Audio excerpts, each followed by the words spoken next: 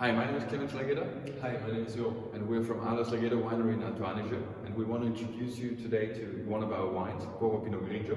But before talking about this one, we're going to talk a little bit about Alto Adige. Alto Adige as a region is the most northern region in Italy, in the middle of the Dolomites, in the middle of the Alps.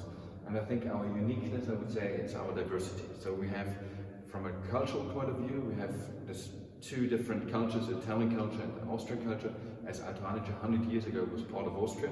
So it's this beautiful melting pot. From a geological point of view, we are in the middle of the Dolomites, so we have dolomitic limestone, but as well volcanic soils. And then added to these two diversities, we have also the vertical diversity we can play with. And this is unique as we have vineyards of 250 meters, but the highest vineyards in Alto Adige is already 1,300 meters high. And nevertheless, we are the most northern region in Italy. We are facing climate change and we have more and more difficulties to maintain freshness, acidity in our wines. And maybe 30 years ago, the question was always how can we get a certain sugar ripeness, how can we get sugar levels in our grapes? Nowadays, it's the complete opposite. Now it's really about how can we maintain freshness and acidity in our wines. With that diversity and varieties, we're going to focus on Pinot Grigio with the Porro. And Pinot Grigio is especially a challenge when it comes to climate change because it's not a variety that is naturally blessed with acidity.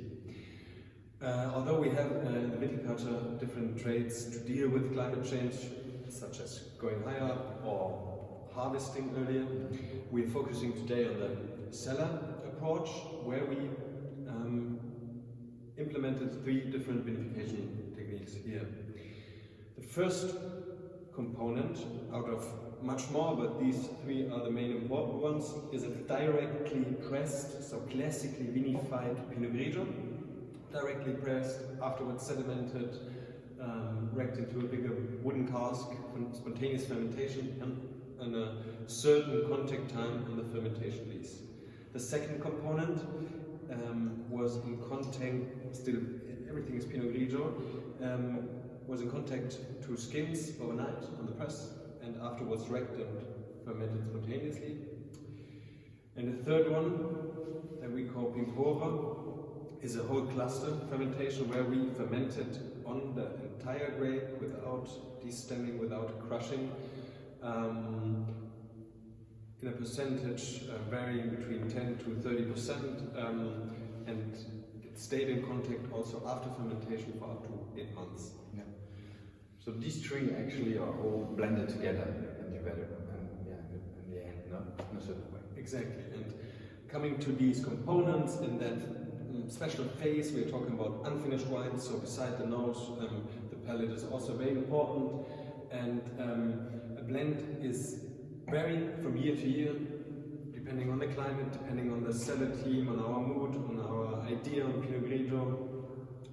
And a blend nowadays is about in a percentage of 70, 20 or 10% of the respective vinification style. What might vary, right?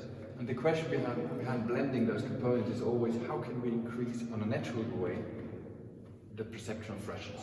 And maybe through the third component, which is staying in contact with the whole cluster, so maybe through the stems, it might get a higher kick, for example, or more grip, or a higher acidity. And it's all about this every single year, trying to understand the climate outside and then interact in a certain way in the cellar, trying to leverage the perception of freshness.